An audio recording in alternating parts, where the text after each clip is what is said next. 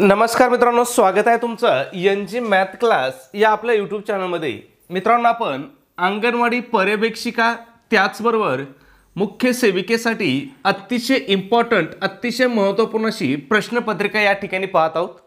याच्यामध्ये आपण काय केलेलं आहे तर महिला व बालकांच्या आरोग्याविषयीचे अतिशय इम्पॉर्टंट अतिशय महत्त्वपूर्ण असे प्रश्न या ठिकाणी आपण घेतलेले आहेत। ठीक आहे, कालच्या व्हिडिओमध्ये आपण 25 प्रश्न घेतले होते आणि आजच्या व्हिडिओमध्ये आपण 25 पासून पुढचे प्रश्न म्हणजे 26 पासून पुढचे प्रश्न या ठिकाणी घेणार आहोत। ठीक आहे, मग या ठिकाणी बघूया पहिला प्रश्न काय आपला म्हणजे 26 नंबरचा।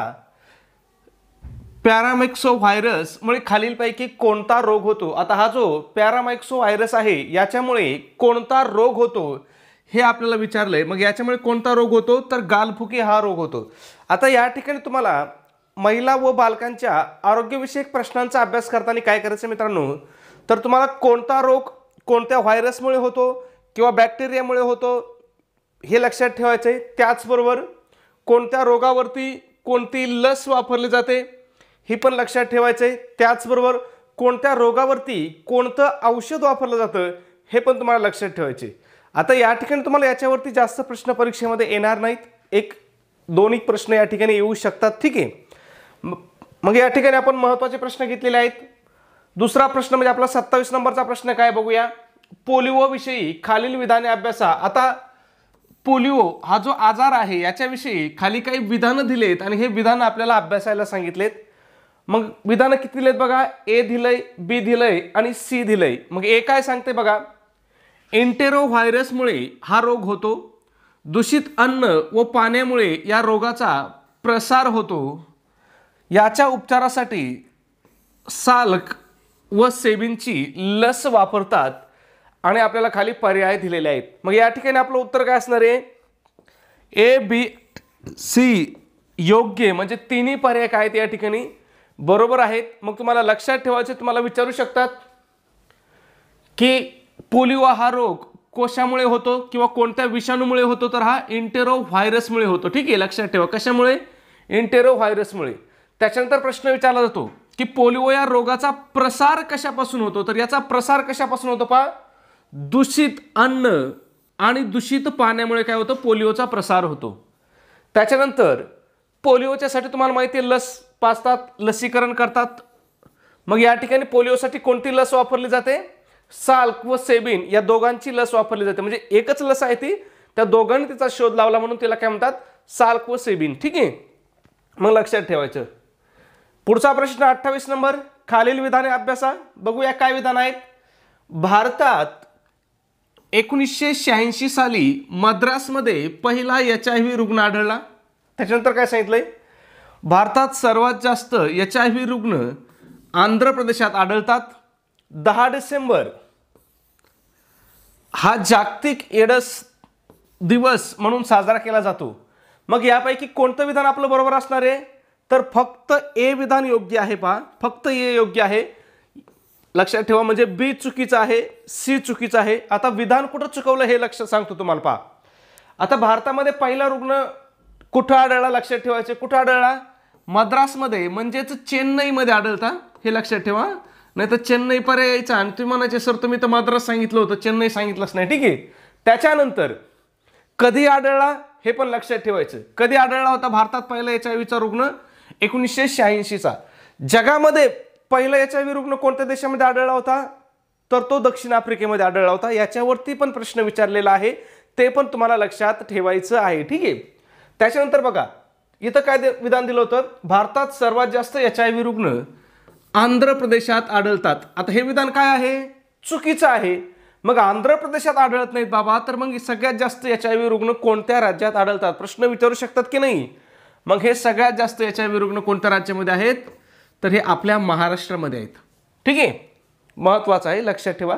2 नंबरला आंध्र प्रदेश आहे, 1 नंबर महाराष्ट्र आहे आणि 2 नंबरला आंध्र प्रदेश आहे। त्यांनी काय केलं आपल्याला आंध्र प्रदेश 1 नंबर दिलं म्हणून आपला हा ऑप्शन काय झाला चुकला। ठीक आहे, त्याच्यानंतर बघा इथं किती मायनर चुकलं, त्यांनी काय सांगितलंय जागतिक एड्स दिन। मग तुम्हाला माहिती पाहिजे जागतिक एड्स दिन कधी असतो, जागतिक एड्स दिन कधी असतो 1 डिसेंबरला असतो पहा, 1 डिसेंबर।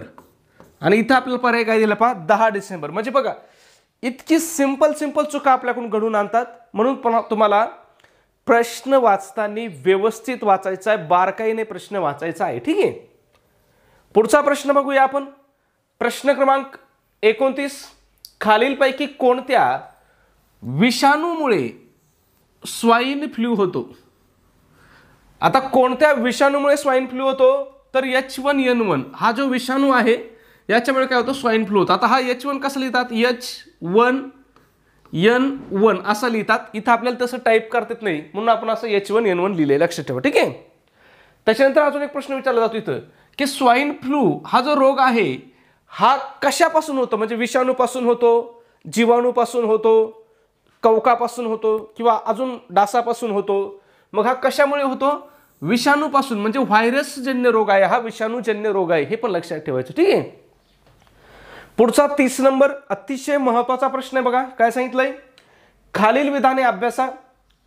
1 2 3 4 विधानं दिलेत आणि आपल्याला विधानं हे अभ्यासायला सांगितलेत. आता हे जेव्हा आपल्याला मोठे प्रश्न येतात ना तेव्हा घाबरून अजिबात जायचं नाही.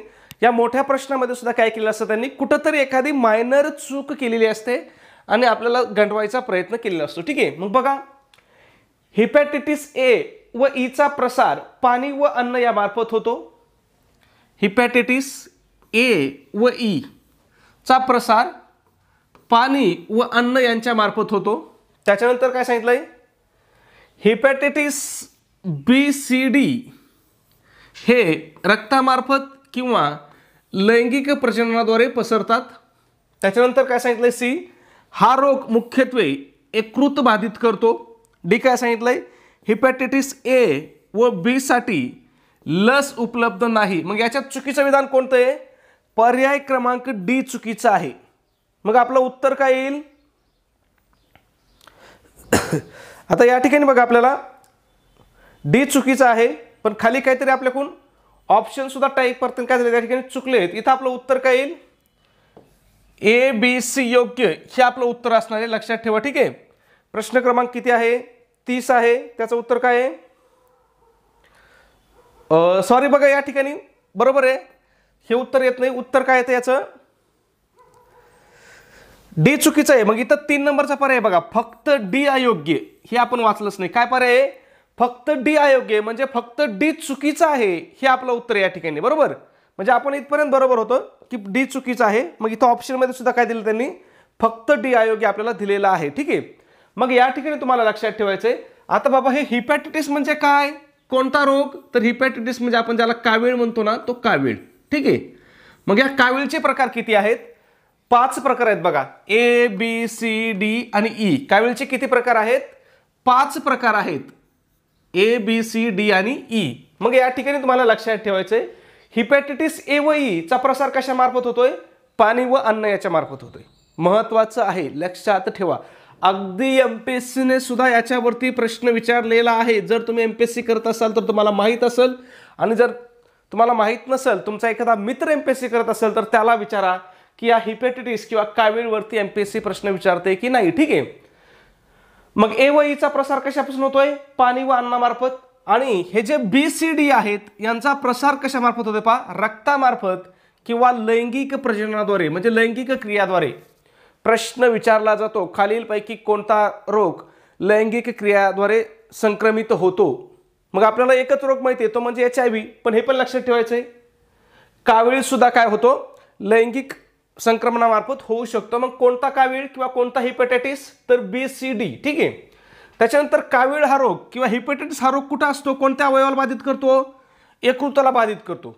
आणि त्यांनी डी विधान चुकीचं दिलं. मग डी का चुकीचं दिलं? तर या ठिकाणी नाही ऐवजी काय पाहिजे? आहे. फक्त ए आणि बी साठी काय या ठिकाणी लस उपलब्ध आहे, हे महत्वाचं आहे. ठीक आहे. ए बी साठी लस आहे, बी ची लस मला वाटतं सी साठी चालते, मग बाकीच्यासाठी लस उपलब्ध नाही, हे लक्षात ठेवा. ठीक आहे. पुढचा प्रश्न 31 नंबर. स्वाईन फ्लूचा उपचार करण्यासाठी खालीलपैकी कोणते औषध वापरतात? कशाच्या उपचारासाठी? स्वाईन फ्लूच्या उपचारासाठी कोणतं औषध वापरतात असं विचारलंय. मग कोणतं? तर याच्यासाठी टॅमीफ्लू हे औषध वापरतात. महत्वाचा आणि इम्पॉर्टंट असा प्रश्न आहे. ठीक आहे. पुढचा प्रश्न पाहण्या अगोदर मित्रांनो एक छोटीशी पण अतिशय महत्त्वपूर्ण अशी सूचना आपण अंगणवाडी पर्यवेक्षिका त्याचबरोबर मुख्य सेविकेसाठी अतिशय इम्पॉर्टंट अतिशय महत्त्वपूर्ण अशी टेस्ट सिरीज या ठिकाणी आपण सुरू केलेली आहे। आपला टेस्ट सिरीजचं वैशिष्ट्य काय असणार आहे तर या ठिकाणी तुमचा TCS पॅटर्ननुसार संपूर्ण अभ्यासक्रमावरती आधारित आपली ही टेस्ट सिरीज असणार आहे। म्हणजे तुम्हाला अंगणवाडी पर्यवेक्षिका किंवा मुख्य सेविकेसाठी जो सिलेबस आहे ह्या संपूर्ण सिलेबसवर आधारित आपली ही टेस्ट सिरीज असणार आहे। आता या टेस्ट सिरीजमध्ये तुम्हाला काय काय भेटेल बघा आपल्या तर तुम्हाला एकूण 10 टेस्ट पेपर भेटतील। त्याचबरोबर सगळ्यात महत्त्वाचं तुम्हाला TCS ने घेतलेल्या अतिशय IMP अशा 100 प्रश्नपत्रिका या ठिकाणी तुम्हाला उत्तरासहित मिळतील। आता एका प्रश्नपत्रिकेमध्ये किती प्रश्न असतात 100 म्हणजेच तुम्हाला 100 गुणिले 100 10,000 अतिशय IMP असे 10,000 प्रश्न तुम्हाला या ठिकाणी काय केले जातील प्रोव्हाइड केले जातील। आणि ते सुद्धा कसे प्रोव्हाइड केले जातील तर उत्तरासहित प्रोव्हाइड केले जातील। म्हणजे तुम्हाला याला त्याला उत्तर विचारित बसण्याची गरज नाही। आता सगळ्यात महत्त्वाचं तुम्हाला TCS पॅटर्ननुसार अभ्यास करायचा आहे। TCS ने घेतलेल्या प्रश्नपत्रिका सोडवायच्यात का तर अंगणवाडी पर्यवेक्षिका आणि मुख्य सेविकेची भरती कोण घेणार आहे तर TCS घेणार आहे। म्हणून हे काय TCS चे पेपर याच्यासाठी अतिशय उपयुक्त आहेत। त्याचबरोबर सगळ्यात महत्त्वाचं आपण याच्यासोबत काय करतोय फ्री मध्ये तुम्हाला अतिशय IMP अतिशय इम्पॉर्टंट अतिशय महत्त्वपूर्ण अशा नोट्स या ठिकाणी प्रोव्हाइड करतोय। मग यामध्ये कोणकोणत्या विषयाच्या नोट्स आहेत पहा मराठी आहे इंग्रजी आहे गणित आहे TCS पॅटर्ननुसार स्पेशली बुद्धिमत्ता आहे इतिहास आहे भूगोल आहे राज्यशास्त्र आहे त्याचबरोबर ICDS च्या सुद्धा अतिशय IMP अशा नोट्स तुम्हाला या ठिकाणी प्रोव्हाइड केल्या जातील। ठीक आहे मग मित्रांनो जर तुम्ही एवढ्या स्टडी मटेरियलचा अभ्यास केला तर तुम्ही परीक्षेमध्ये 170 पेक्षा जास्त मार्क या ठिकाणी सहज परीक्षेमध्ये घेऊ शकता। आणि जर तुम्ही 170 पेक्षा जास्त मार्क परीक्षेमध्ये घेतले तर तुमचं सिलेक्शन काय होणार 100% तुमचं सिलेक्शन होणार। इव्हन सिलेक्शनच नाही तर तुम्हाला तुमचा स्वतःचा तालुका स्वतःच्या जिल्ह्यामध्ये सुद्धा काय होईल पोस्टिंग मिळेल। ठीक आहे मग या सगळ्या स्टडी मटेरियलची किंमत किती आहे तर फक्त 250 रुपये किंमत आहे। जर तुम्ही फक्त TCS ने घेतलेल्या प्रश्नपत्रिकेचं पुस्तक जरी बाजारात आणायला गेले तरी त्या पुस्तकाची किंमत 750 रुपये किंवा 800 रुपयाच्या आसपास किंमत आहे। परंतु आपण या प्रश्नपत्रिका असेल टेस्ट सिरीज असेल किंवा नोट्स असेल हे सगळं तुम्हाला फक्त किती रुपयात देतोय 250 रुपयामध्ये। आणि त्याच्यामध्ये सुद्धा विद्यार्थ्याच्या मागणीस्तव आपली ऑफर चालू आहे। जर ऑफरनुसार तुम्ही जर आज आपली टेस्ट सिरीज घेतली तर तुम्हाला ती फक्त आणि फक्त काय होणार आहे 149 रुपयाला तुम्हाला ही टेस्ट सिरीज मिळणार आहे। मग हे 149 रुपये तुम्हाला कुठं पे करायचे तर तुमच्याकडे गुगल पे असेल फोन पे असेल या ठिकाणी आपला नंबर आहे बघा 96 89 14 16 30 पुन्हा एकदा सांगतो 96 89 14 16 30 हा आपला गुगल पे फोन पे नंबर आहे। याच्यावरती काय करायचंय 149 रुपये पे करायचेत आणि त्याचा एक स्क्रीनशॉट काढायचा आहे आणि हा स्क्रीनशॉट आपल्याला व्हॉट्सॲपला शेअर करायचा आहे।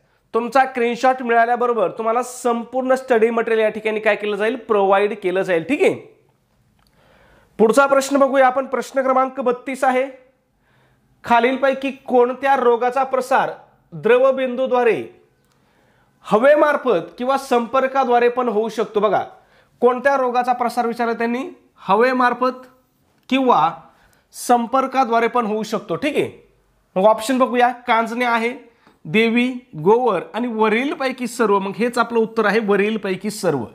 म्हणजे कांजणे असेल देवी असेल किंवा गोवर असेल यांचा प्रसार काय होतो द्रवबिंदू मार्फत म्हणजे आपल्या तोंडातून म्हणा किंवा याच्यावरून जे थोडे थोडे दवाचे बिंदू किंवा थुंकी उडती थोडी थोडी याच्या मार्फत हवेतून किंवा संपर्काद्वारे यांचा प्रसार होतो। ठीक आहे पुढचा 33 नंबर खालीलपैकी कोणत्या रोगात पाण्याची भीती वाटणे हे लक्षण दिसून येते।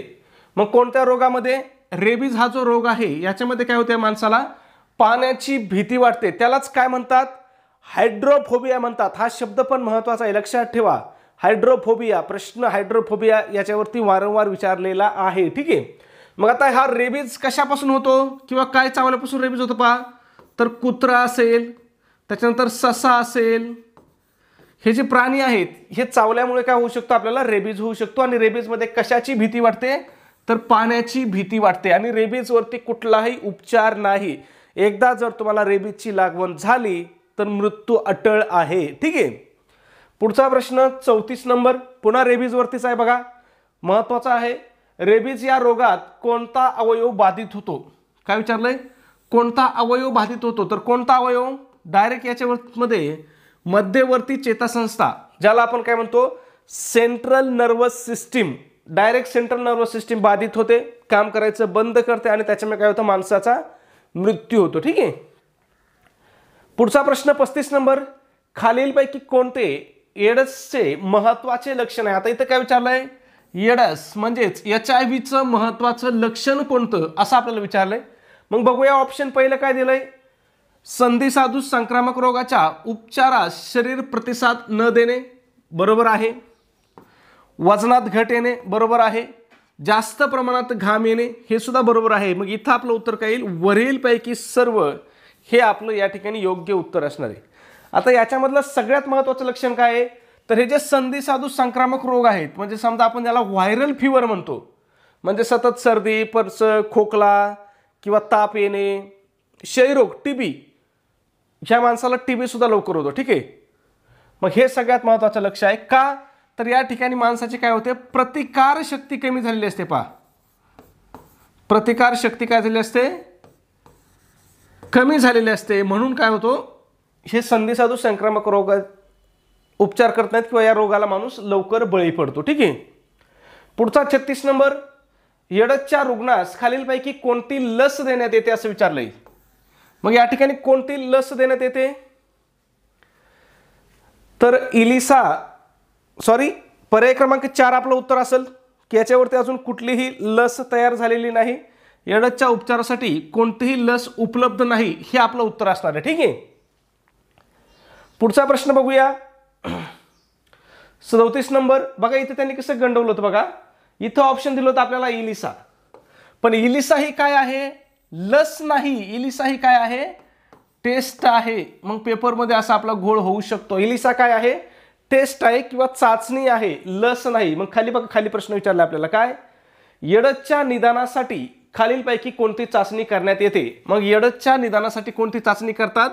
तर इलिसा टेस्ट करतात. ठीक आहे. महत्वाची चाचणी आहे. म्हणजे त्यांनी असं आपल्याला गंडवलं होतं. ठीक आहे. पुढचा प्रश्न 38 नंबर आहे. काय विचारलंय बघा या ठिकाणी? स्वाईन फ्लूच्या उपचारासाठी खालीलपैकी कोणती लस देण्यात येते? कशासाठी? स्वाईन फ्लूसाठी कोणती लस देण्यात येते असं आपल्याला विचारलंय. मग कोणती? वॅक्सिग्रिप त्रिगुणी लस. महत्वाचं आहे, लक्षात ठेवा. ही कशासाठी दिली जाते? स्वाईन फ्लूसाठी दिली जाते. पुढचा प्रश्न आपला 39 नंबर स्वाईन फ्लूमुळे खालीलपैकी कोणते अवयव किंवा संस्था बाधित होते? कशामुळे विचारलंय? स्वाईन फ्लूमुळे. मग कोणता अवयव किंवा संस्था बाधित होते? तर श्वसन संस्था या ठिकाणी काय होते? स्वाईन फ्लूमुळे बाधित होते. ठीक आहे.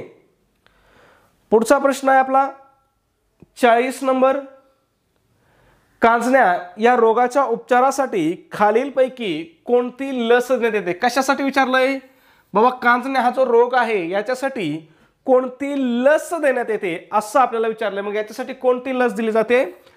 अँटीव्हेरिसेल लस दिली जाते. खूप महत्वाचं आहे, लक्षात ठेवा. पुढचा 41 नंबर एड्सच्या उपचारासाठी खालीलपैकी कोणत्या औषधाचा उपयोग केला जातो? कशासाठी? HIV साठी किंवा एड्ससाठी कोणत्या औषधाचा उपयोग केला जातो हे आपल्याला या ठिकाणी विचारलंय. मग बघूया. अजिडोथायमिडाइन, त्यालाच ETZ म्हणतात. त्याच्यानंतर डाईड ऑक्सिटायडाइन, DDC, रिटेनॉविर आणि वरीलपैकी सर्व. मग इथं आपलं उत्तर काय असणार आहे? वरीलपैकी सर्व हे आपलं उत्तर असणार आहे. आता या ठिकाणी तुम्हाला सगळ्यात महत्त्वाचं औषध लक्षात ठेवायचे ते म्हणजे रिटोनाविर. खूप इम्पॉर्टंट आहे. याच्यावरती प्रश्न विचारलेले आहेत. TCSने पण विचारलेत आणि MPSCने सुद्धा प्रश्न विचारलेले आहेत. त्याच्यानंतर आरोग्य सेवकला सुद्धा याच्यावरती प्रश्न आला होता. MPW वर्करसाठी सुद्धा याच्यावरती प्रश्न आला होता. ठीक आहे. म्हणून हे रिटोनाविर काय खूप महत्त्वाचं आहे.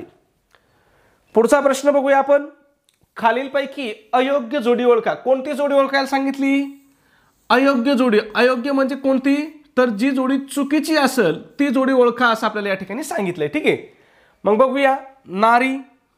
आता इकडे काय दिलेत बघा, ह्या HIV वरती संशोधन करणाऱ्या संस्था आहेत. मग कोणती संस्था, इकडे संस्थेचं नाव दिलंय आणि इकडे काय दिलेत, ठिकाण दिलंय. मग नारी कुठं आहे, भोसरी. हे विधान काय आहे, बरोबर आहे. आपल्याला काय सांगितलंय, चुकीची जोडी ओळखायला.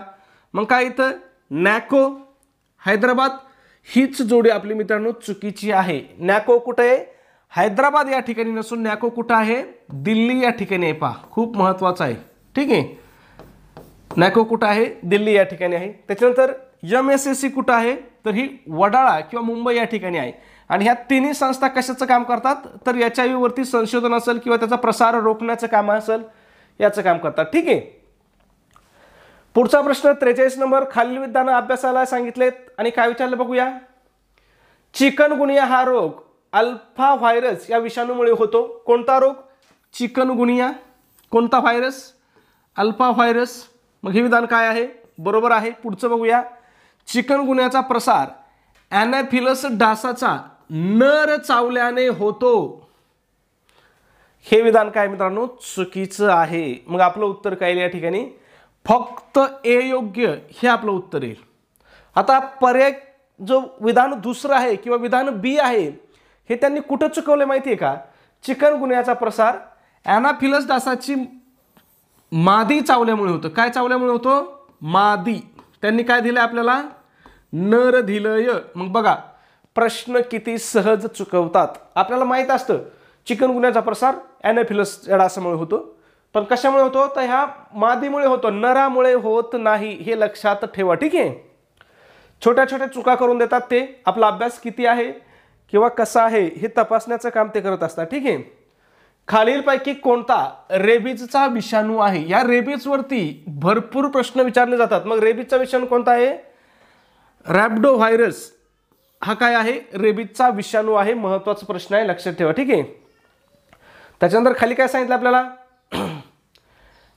हेमोफिलस प्रिटोरियस हा खालीलपैकी कोणत्या रोगाचा जीवाणू आहे. खूप महत्वाचा प्रश्न आहे आपल्याला या ठिकाणी विचारलेला. काय विचारलंय, हेमोफिलस प्रिटोरियस. मग हा कशाचा आहे, तर हा डांग्या खोकला या रोगाचा जीवाणू आहे. मग लक्षात ठेवायचं, डांग्या खोकला कशामुळे होतोय, जीवाणूमुळे होतोय, विषाणूमुळे नाही. लक्षात ठेवा, विषाणू आणि जीवाणू मधला फरक लक्षात ठेवा. डांग्या खोकला कशापासून होतो, जीवाणूपासून. कोणत्या जीवाणूपासून, हेमोफिलस प्रिटोरियस या जीवाणूपासून होतो. ठीक आहे. पुढचा प्रश्न बघा, 46 नंबर. खालील विधानं अभ्यासायला सांगितलेत बघा. इबोला हा रोग इबोला या विषाणूमुळे होतो. इबोला हा रोग इबोला या विषाणूमुळे. आता विषाणू म्हणजे काय, तर व्हायरस. मग लक्षात ठेवा, इबोला कशामुळे होतोय, इबोला या विषाणूमुळे किंवा इबोला या व्हायरसमुळे होतोय. हे विधान बरोबर आहे. पुढचं विधान बघूया. इबोला रोग इबोला नदीच्या किनारी असणाऱ्या गावापासून सर्वत्र प्रसारित झाला, म्हणून याला इबोला हे नाव देण्यात आलं. हे विधान सुद्धा बरोबर आहे. त्याच्यानंतर याचा प्रसार संक्रमित माणसाच्या संपर्काद्वारे किंवा चिंपांझी माकड याच्याद्वारे होतो. हे विधान सुद्धा काय आहे, बरोबर आहे. मग इथं आपलं उत्तर काय येईल, ABC योग्य. मग लक्षात ठेवायचं, इबोला कशामुळे होतोय, तर इबोला या विषाणूमुळे होतोय.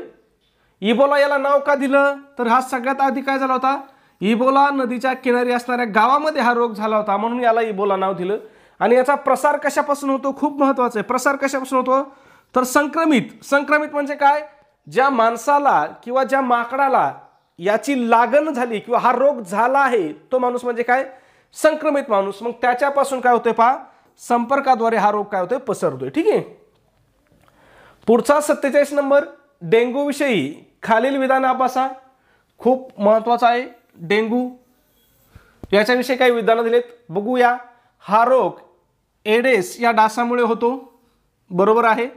हा रोग 4 विविध विषाणूमुळे होतो, म्हणून यावरती आतापर्यंत लस शोधण्यात अपयश येत आहे. हे सुद्धा बरोबर आहे. याच्यावरती अजून लस शोधलेली नाही डेंगूवरती. या रोगात रक्तपट्टिका कमी होतात, बरोबर आहे. नुकतेच या रोगावर डेंगा वॅक्सिया ही लस शोधली गेली आहे, परंतु अजून हिचा वापर चालू झालेला नाही, लक्षात ठेवा. म्हणून आपलं उत्तर काय येणार आहे, ABC आणि D हे 4ही बरोबर आहेत. मग पर्याय क्रमांक 4 हे आपलं काय असणार आहे, योग्य असं उत्तर असणार आहे. ठीक आहे. पुढचा प्रश्न 48 नंबर, प्लाझ्मोडियम व्हायवॅक्स या अधिजीवामुळे कोणता आजार होतो असं विचारलंय. खूप महत्त्वाचं आहे.